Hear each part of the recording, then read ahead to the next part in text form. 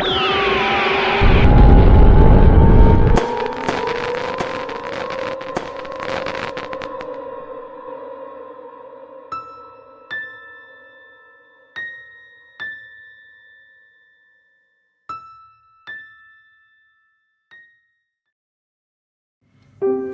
sebuah kedalaman hutan tropis yang lebat, di antara pepohonan yang menjulang tinggi dan sungai-sungai yang mengalir tenang, hiduplah seekor siput dengan cangkang coklat keemasan bernama Didi. Didi bukanlah siput biasa. Ia dikenal bijaksana di seluruh penjuru hutan itu, terkenal karena petualangannya yang tak kenal lelah mengelilingi setiap sudut dan celah hutan yang rimbun.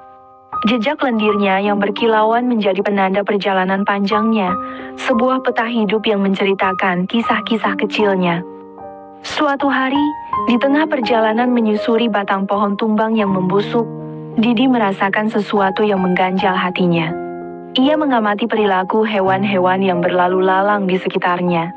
Seekor monyet yang selalu ribut dan jahil, berteriak-teriak tanpa alasan yang jelas. Sekawanan semut yang bekerja keras tanpa henti, seolah-olah terprogram untuk melakukan tugasnya. Seekor harimau yang mengendap-endap dengan diam, penuh dengan misteri dan bahaya. Keanehan sifat-sifat mereka yang berbeda-beda itu membuat Didi bingung. Mengapa hewan-hewan itu berperilaku begitu berbeda? Apakah ada alasan di balik semua itu?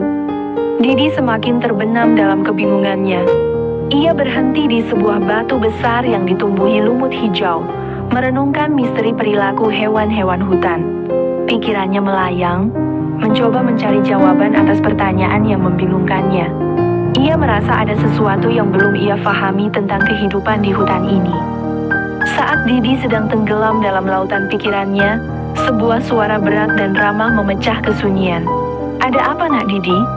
Wajahmu tampak begitu kusut." Didi tersentak. Di depannya berdiri seekor kura-kura dengan cangkang besar dan kokoh yang dikenal sebagai Pak Tua di seluruh hutan. Pak Tua adalah makhluk yang sangat bijaksana yang telah hidup berabad-abad lamanya di hutan itu. Dengan hati yang ragu, Didi menceritakan semua kebingungannya kepada Pak Tua. Ia menceritakan tentang perilaku monyet yang ribut, semut yang bekerja keras, dan harimau yang misterius. Ia bertanya-tanya mengapa hewan-hewan itu memiliki sifat yang begitu berbeda-beda. Pak Tua mendengarkan dengan sabar. Setelah Didi selesai bercerita, Pak Tua tersenyum bijak. "Didi, Nak," katanya, "semua itu adalah hal yang wajar. Semua hewan tercipta dengan akal yang sedikit. Hanya hewan-hewan tertentu saja yang mampu memanfaatkan akalnya dengan baik, seperti dirimu. Misalnya," Pak Tua melanjutkan, "monyet memang dikenal ribut, karena mereka memiliki energi yang berlimpah.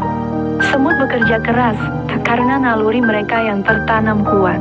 Harimau mengendap-endap, karena mereka adalah pemburu yang ulung.